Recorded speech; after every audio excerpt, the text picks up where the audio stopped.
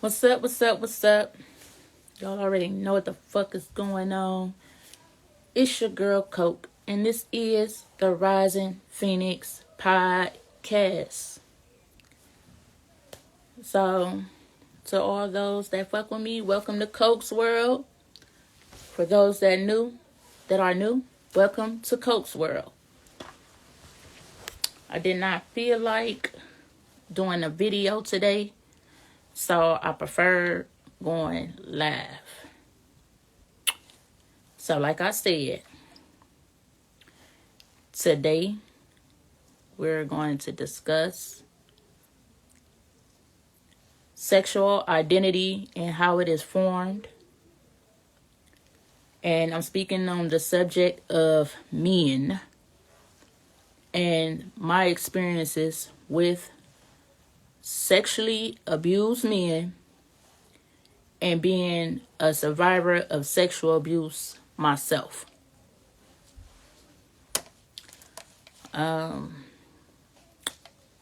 If this gonna be touchy to y'all, I highly suggest that you don't continue to watch. And for everybody else, you know what I'm saying? Let's tap in. Okay, so like I was saying, because I've been writing, and I be writing books about my subject matters, and I'm not reading from nobody else shit. This is my shit. And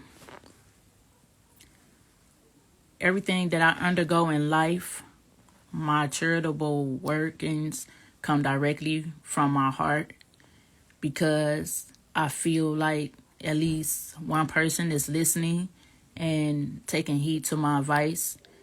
And if that's the case, then I'm very grateful, because I'm sure that they may be strong enough to pass it along, and so forth and so forth. But this is what I choose to do in my spare time or whatever. So, yeah.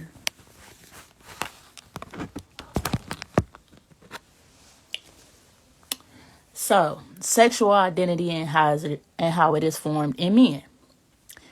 Sexual identity is how one thinks of oneself in terms of to whom one is romantically and or sexually attracted. Sexual identity may also refer to sexual orientation identity, which is when people identify or disidentify with a sexual orientation, or choose not to identify with the sexual orientation.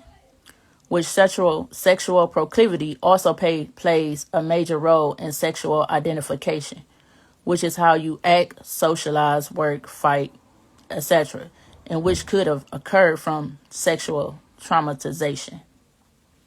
Like I was speaking to you guys a few videos back about sexual proclivity.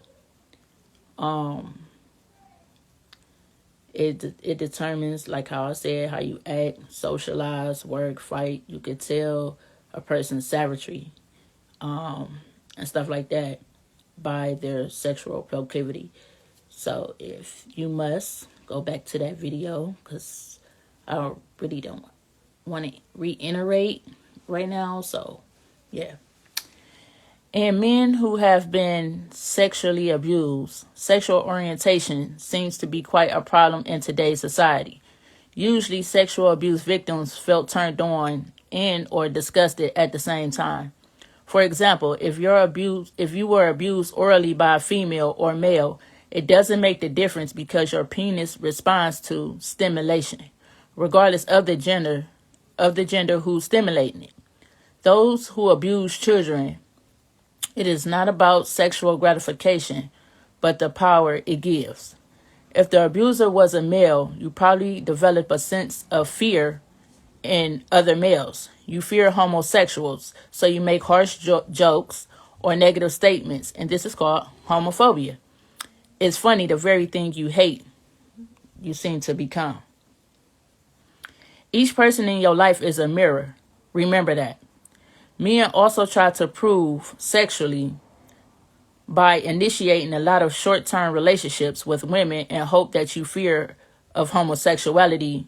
Okay, so basically, Men initiates a lot of one night stands or short term relationship goals, sexual relationships, situationships, hoping that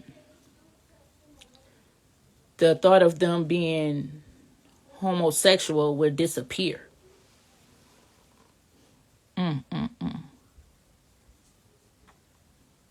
But in the process of that, you destroy the trust of your partner. But if you are a male abused by a female, you may have felt overpowered and felt less than as a man. Or you could have felt that the abuse was a sexual opportunity. In today's world, society plays entirely too much for me.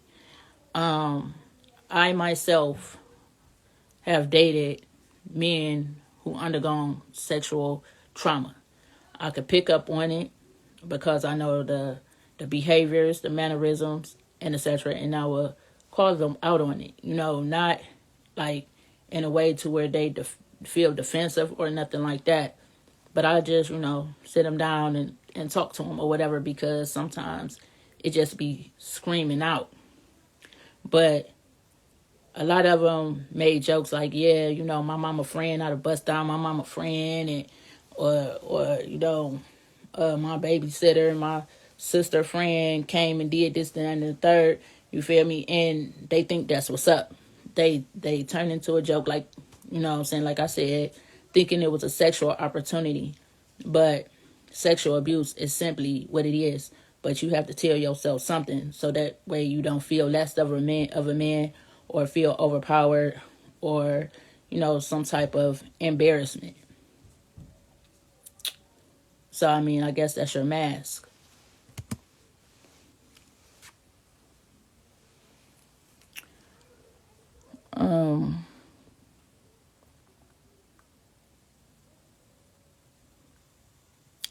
Like I said, our culture often minimizes and even denies the seriousness and harm caused when boys are abused by older females. You could at times experience problems with sexual functioning, difficulty maintaining erections, premature ejaculations, lack of desire, or an obsessed with sex, period, may all stem from childhood abuse. You have difficulties with intimacy. If you have been abused by someone who should have been protecting you, or someone you had depended on, it's no wonder that you don't trust anyone long enough to even enjoy a long-term relationships.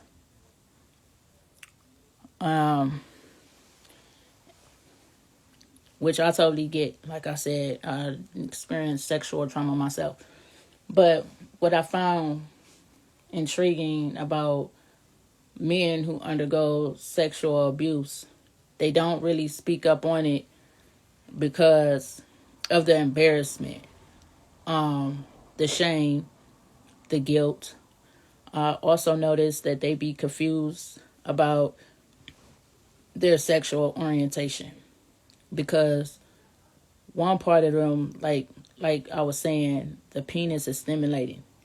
It doesn't matter the gender or whatever. It responds on its own or whatever. So it might have felt good, and then at the same time it disgusted you. So which leaves you confused on the whole situation at hand. Like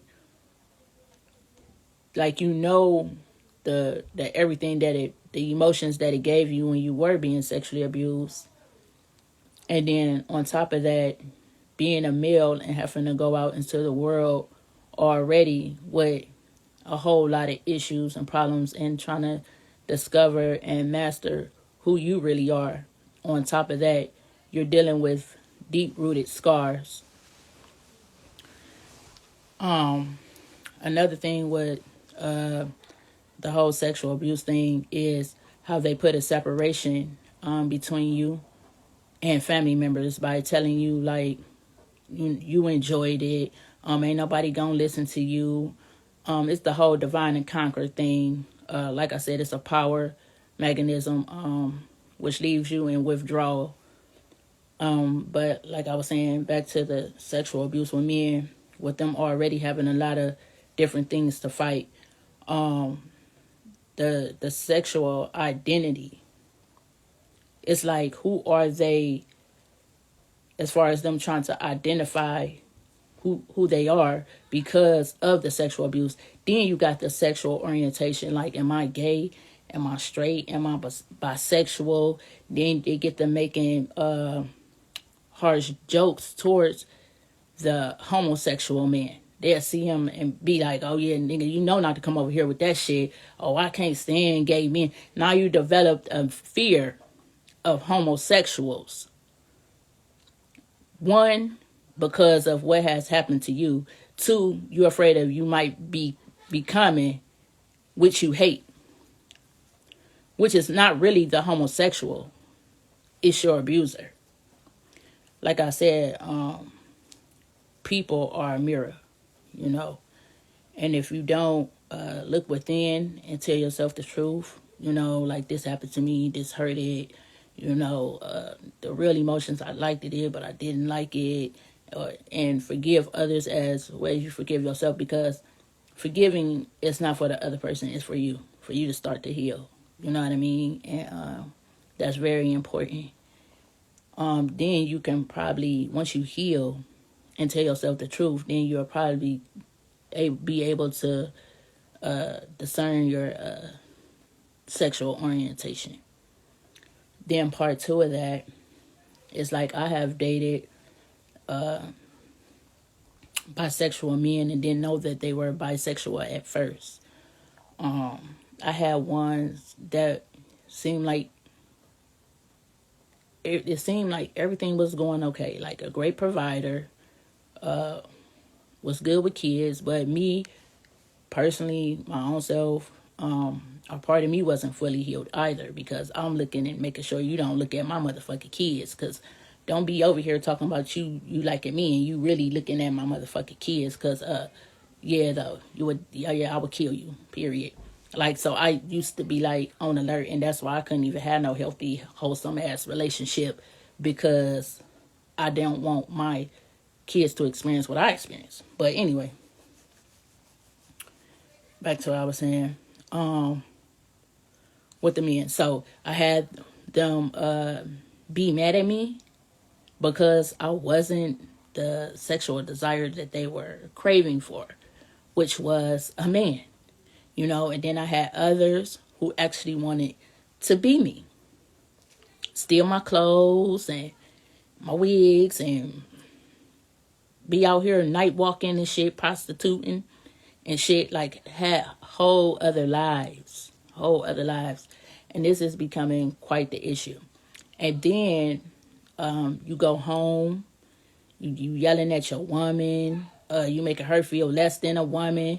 Every time I turn around, it's bitch and hoe on social media, like the degrading of women. But yet still you go mock them.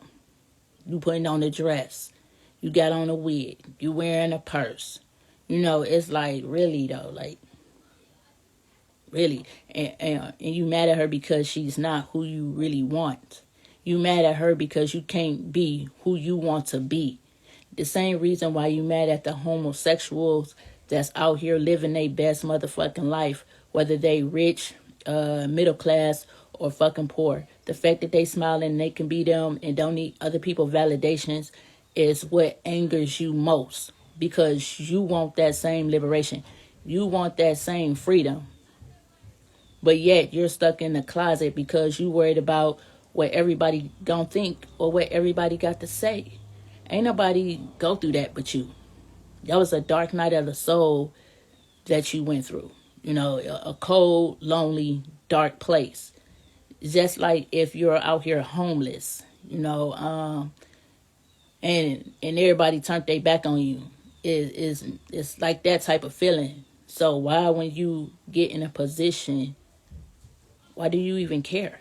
Like, them same people ain't give a fuck about you when they left you out there on the whim on your own. So why do you worry about what they think so much? Don't worry about what the fuck they thinking or what the fuck they got to say. They not feeding you. They not clothing you. They not doing nothing. Y'all work so hard to please the flesh. and worry about what they got to think or say when God created you. And he don't make no mistakes. And that's what I want to let y'all know. You know what I'm saying? Just like heal yourself from within or whatever, because it's really important. I have done a lot of work on myself. I came a long fucking way because I was like full of anger, resentment, just like the ice queen for real. That really didn't give no fucks then about what people said, and I definitely don't give no fucks now about what people got to say. But I could, with all the sexual trauma I've been through and all other different forms of abuse that I've been through, because not only am I a sexual abuse survivor, I am the product of a rape. I was conceived in pain, born in hell. It's hard for a mother, and I'm just guessing, to look at a child and embrace and love it when the child looks like their attacker or have ways of their attacker. And like my father too, I feel like I'm a constant reminder to what happened that night. I don't have the full deck, but I do play my hand, and I haven't lost yet. You understand me? So I really be knowing about what I'm talking about. So when you born in a world and both of your parents can't embrace you, they can't love you, because you're the evidence and a secret of a horrendous crime, then you got to turn around and undergo the same thing. It'd be a lot to fathom up here. You understand? It's a lot to fathom.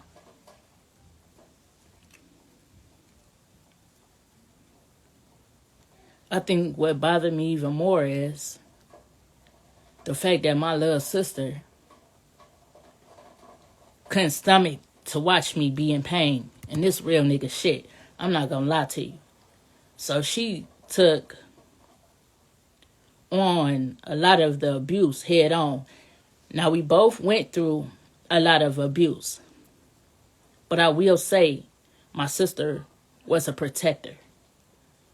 We 2 years apart, so I get my abuse started when I was 4. She was 2. Ain't no way I could have protected us against no grown men. I hear a lot of people around me when I was growing up sit there and talk about, oh yeah, you was spoiled, you was the privileged one, or whatever like that. My grandmother did love me. Yes, I had mink coats and stuff like that, but it was my mother who bought my mink coats and my all white dresses and stuff and tried to bring them over there. It was a separation with my mother. My mother got locked up in the feds, her and her brother, and she had to do some time. And she trusted my dad to take care of me. But then my dad ended up getting locked up for rape and kidnapping. And so I was left with my father's mother, who took care of me. She gave me a lot of game. She was a prostitute at first, and then she took the prostitution money and became a fucking queen pin and put the grandkids on. If you want to go into school, your ass had to trap or go to work. You got to do something. You just not about to sit around her and just not do shit. So she fed me the game young. You know what I'm saying? So she did drink a lot. Did endure a lot of physical and all types of abuse, but my sister did too. I mean, one time I was so traumatized, like, because they set my little sister hand on a stove and burned her. They burned her. And I couldn't do nothing. So it's a lot. Like, I love my baby sister to death, but we not really close because what my family have done to her, and it put a wedge between us. And I know she probably feel like she have the whole world on her back because she always looking out for everybody, and she been doing that for a kid, protecting and trying to help everybody. And I just, if she's watching, even though I don't talk to her and we not around, I just wish that she would put herself first and heal, because I'm seeing a lot of actions being repeated within her, and she's so much more than what y'all see. She's so much more than that. People get mad at me because of who I am. I can be out here not giving a motherfuck. I can be out here torturing people, hurting people, stealing, robbing, selling drugs. I could be out here doing a whole lot. You guys, I choose to love. I choose to love. I don't care what I went through or who was the teacher or the lessons. I'm thankful for every experience, every opportunity, every person. Just leave me alone. Let me love. I'm God's work. You know what I'm saying? I died at birth. I tried to kill myself. If I couldn't kill me, what makes you think he gonna let you kill me? I'm tired of y'all keep trying to kill me. And y'all think I don't know it's y'all trying to kill me. And I do. Like, I'm not going nowhere until he's ready for me to go. And whoever the person is that, or however it goes down, then that it is written. So, yeah. Like, you know, and I feel like she needs to break a lot of chains and live for herself and the family in which she built. Because she's deserving, but she's hurting. And people around her is doing the most. And that's family and all. And all. I tried to warn her, try to tell her. She just felt like, oh, you being mean. You're being mean to mommy. You being mean. You being mean. But I saw this all a long time ago. A long time ago. I was the type of kid that set off by myself. Talked to myself. Well, at the time I thought I was talking to myself, but angels and God heard me. You know, and I watch people behaviors, their mannerisms, their personalities, their attitudes. So whatever she doing, however she want to swing it or do it, I ain't even mad at you. I ain't even mad at nobody. For real, for real. I ain't mad at nobody. I just want to do me how I do me. Because I'm telling you, it's a side to me that's so fucking dark. And people that know me know. It's a side of me that's so fucking dark. I could really be out here fucking people's lives over. Like sweeping shit. But I choose not to. I choose not to. I think I'm not angry with people because I have an understanding and an overstanding to what's going on. And we all have a struggle. We all have been through something. And we all handle situations differently. And with me being able to see things with several different pair of eyes, is which leads me to not be so angry at said individuals in the first place. I have tried to mend relationships. I tried to apologize, even though I don't even feel like I did shit wrong. I don't know what I did. You know what I'm saying? But I try to apologize and rectify. And listen, you guys, I'm done with all that. I'm done with all that. All that people pleasing. All that trying to buy people. All that. Yeah, like if you not fucking with me, I quite frankly do not give a fuck. I don't. I will love you at a distance and I will pray for you, period. But anyway, I know I got off topic because that's just, that. Like I said, that was a trigger. You know what I'm saying? With me talking about the whole subject. But it's just so many lies going on that I'm just over it. Period. Just stop lying to people. Stop lying, saying I did shit when you know it's you doing it. It's you doing it. That's the lifestyle you live. That ain't even my motherfucking makeup. Stop lying on me. Don't nobody know what I do because I live a private life. I don't even be around family. Right along these bitches. I don't hang with you hoes. Don't want to hang with you hoes. I got too much shit going on that I am thankful and blessed for. And more importantly, ain't nobody help me get it. Straight out the mud. Out the mud. I ain't calling nobody and asking for no help. I ain't calling nobody crying. I ain't do none of that. So stop calling me with mediocre problems. Period. I got 6 kids. Well, 5. One of them is an adult. But they still my babies. And if I had to wing it and thug it out, then the next motherfucker could do the same. Period. Like, y'all gotta stop calling me with these weak ass problems because it's making me salty. Because I'm a woman and been through a whole lot and I don't like weak ass shit. I can't stand it.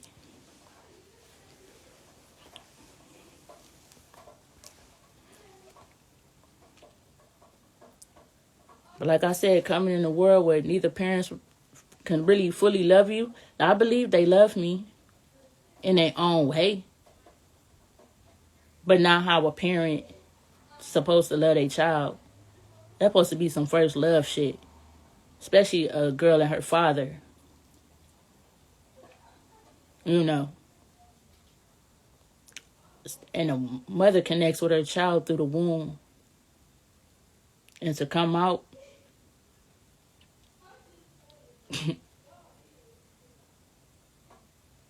and no love, I was already prepared for the cold. So that's why my approach to motherfuckers, they get what they get. I don't give a fuck about you not liking me. Now, on the contrary, there are people that do give a fuck about me. There are people that be riding for me, that's down for the cause, and them people are kept privately. They gonna move when they feel like they need to fucking move. They know who they is. But back to what I was saying about the men and the sexual abuse. I've been in relationships where men have left me for other men. I'm not mad at it. I'm just glad that you finally chose to be who you are. It's what I got to say about that. The other ones that's competed with me because you wanted to be me, and you out here doing the most sucking, just sucking dick. You just going crazy and shit. Like, bro, you just need help though. Like, seriously, some real life help. You know what I'm saying? To be having them type of double lives like that, that shit is dangerous. It's fucking dangerous. You could bringing back shit, just like the motherfucking niggas in jail, be in there sucking dick and then go to the visitation room and kissing their wives in the fucking mouth. Like, you fucking disturbing. Now, it's one thing to be open and honest. It's another to just be keeping shit hidden. But see, this is what I'm talking about when I say people need to heal childhood wounds, because only hurt people hurt other people.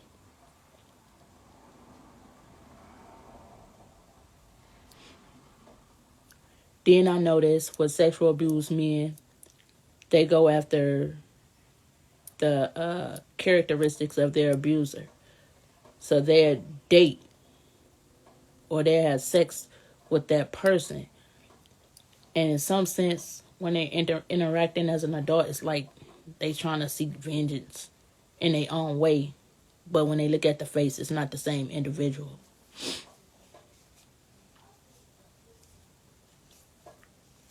A lot of them, mothers was absent, like running the streets on drugs while these things happen to them. So no wonder you hear bitch hoes a lot.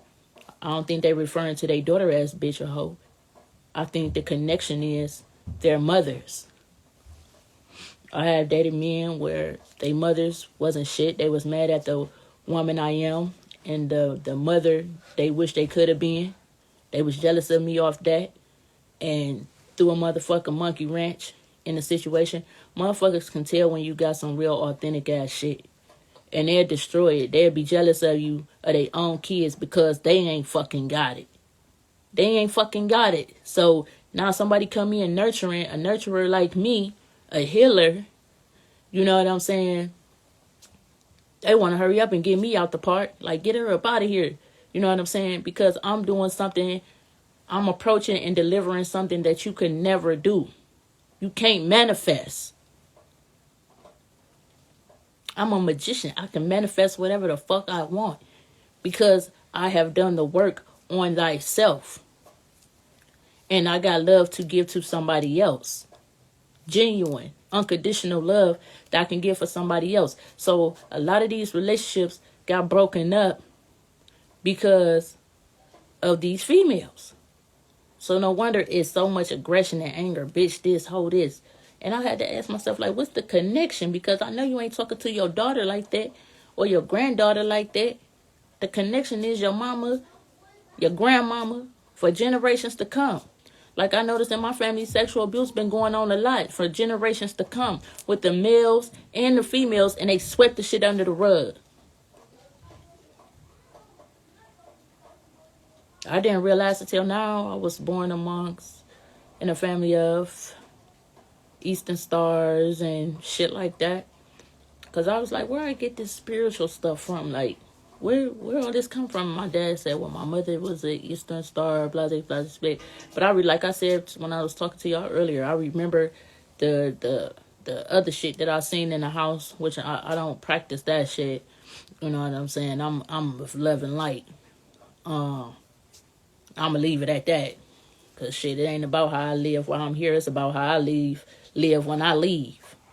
Period. At the end of the day, I just do what it is I want to do on my own time in my own way. When I do these videos, it's not only therapeutic for me, even though I have done a lot of healing, but I know by the tears, like, it's still that little spot. You understand? Like, where I done got triggered. But it wasn't the pain for me. It's the pain that I feel for others. With me being an empath. The emotions and the understanding. And I do this out the kindness of my heart. You know what I'm saying? And these demons are irritated by my light. So everybody just with their envy and their jealousy, spreading lies, rumors, trying to divide and conquer, trying to keep people away from me. I name myself Kokiana because that is a stimulant. It stimulates your mind. And all the wisdom that I have from the experiences I undergo, I plan to stimulate your mind with the truth. And that's that coke. Might come with that strong line, some shit you can't even fathom or begin to think about. And sometimes I just touch the surface. Give you that soft. You know what I'm saying? But it's my purpose. It's what I want to do. This is what I feel comfortable doing. This is like home to me, to where I can be able to help somebody or bring clarity to somebody, bring truth to somebody, bring love and light. I want to teach you how to transmute negative energies into positive energies. I want to teach you how to turn that pain, you know what I'm saying, into your antidote, because it's cure. The cure is in the venom. I want to teach you how to be the light in your own darkness. I don't need to be the sun when I'm the moon. I can see in the dark. I can see in chaos. I can see in trauma. I can see in pain. That's why that was introduced. It was designed. It was written for me to be able to function like this. And I want to be able to teach you how to do that. When things that seem so dark and there's nowhere to turn, and then like that, I want you to think Kokiana. Because I'm not going to talk to you about nothing I ain't been through. Nothing.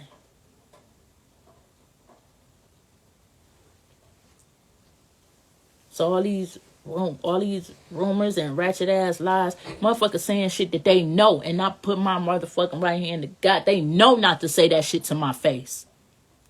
Bitches know to travel in packs. They know to travel in packs when it come to me. Cause you know what's up. Like, don't play with it. I ain't no killer, but don't push me. Cause it is a path that I just came off of. Just leave that part of me alone, bruh. I'm trying to get away from some shit y'all trying to get off into. It don't make no sense. Y'all want to jump off the porch into some bullshit I'm trying to escape from. What's wrong with you? Sexual abuse, abandonment of parents, domestic violence, being homeless, being suicidal, being on Molly. Yes, I was all those things. Broke, all that shit. I was all that shit. Little teenage girl with low self-esteem, fucking niggas, just so I could feel love for that second, and when they gone, I feel that pain again. But sex was my drug. My name Legacy Kokiana, and this is my story. We not fabricating shit. This is what it is. What you see is what you get. It took years for me to start the healing process, to tell myself the truth. It took years for me to be the light in my darkness. Didn't nobody hold my hand and cakewalk me no motherfucking where. Motherfuckers like, how she do that? Especially when they know they ain't teach me shit. I built my own self up. I healed my own self with God. My angels, my archangels, my ancestors. And no, everybody ain't went to motherfucking heaven.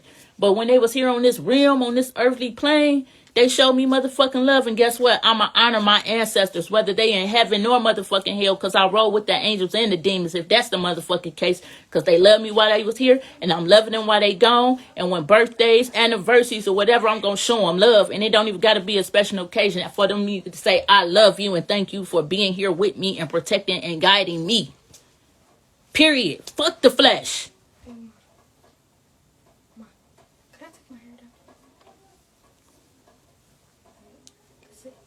And that's just what it is. Teenage mother, yeah, that was me. I ain't give a fuck. God gave me somebody to love that can love me back.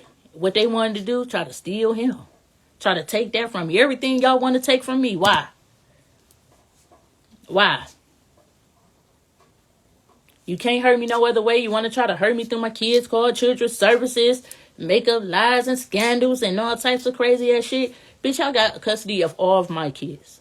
Always have custody of all my kids. All my kids always lived under one roof. Not only do I have my kids, y'all ain't telling motherfuckers that I had y'all motherfucking kids while y'all running the street, sucking dick, shaking ass, popping X. Y'all want to talk about it? Let's talk about it. Y'all doing all this running around talking shit. And ain't none of it real. Ain't nobody gonna say how children's services was coming to their house and we hid them, so motherfuckers want to take them. Motherfuckers don't want to talk about that shit. Talk about, let's bring the testimonies to the hood to play about what I actually did for y'all. Y'all can't do that. Because then that'd be being too true. You got to follow the bandwagon. You got to hop on that train to go against Leowana. Because we can't think for ourselves. We can't be our authentic self because we too scared. It take courage to just be yourself and love your fucking self. Self-discovery to self-mastery. Shit, what? How can I even think that? You can't even keep it real about your own childhood wounds. Can't nobody come in your life and hurt you. They could just take the band-aid off the wound that was already there, baby girl, baby boy. Heal your motherfucking self. But anyway, I'm coming up with this foundation for sexual abuse survivors and horses, hypnotherapy, to bring that healing and serenity to the self. And I also want to work with autistic children. Yes.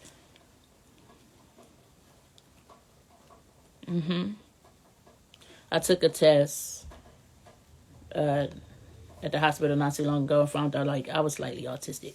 But I would have never known. They never told me. They never put me in no special class. Actually, I was in major work class. Actually, I could have graduated when I was 15. But nobody want to talk about that. Barbara Bird Bennett tested me straight out of school because I got expelled because I tried to cut a bitch up at motherfucking Hamilton when I was going to Hamilton and shit, because hoes wanted to act like they was about that until it was time to show up, and then they all ran the toad.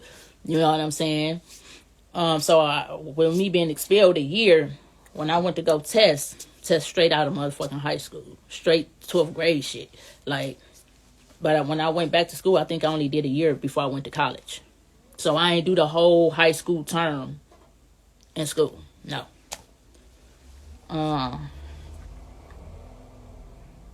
So yeah, I want to work with autistic children. I'm really gearing towards them, and sexual abuse victims, and horses, because that's my favorite animal, and they always make me feel better. So I'm doing a nonprofit organization, and I'm working on getting my facility right now.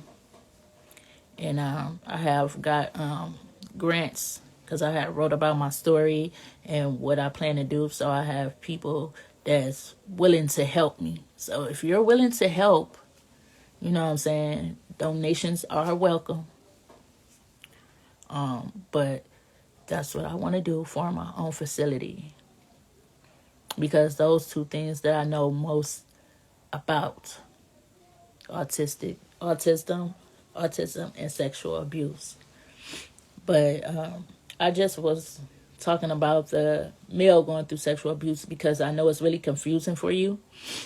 I know there's a lot of anger, guilt, shame, confusion with identification and orientation.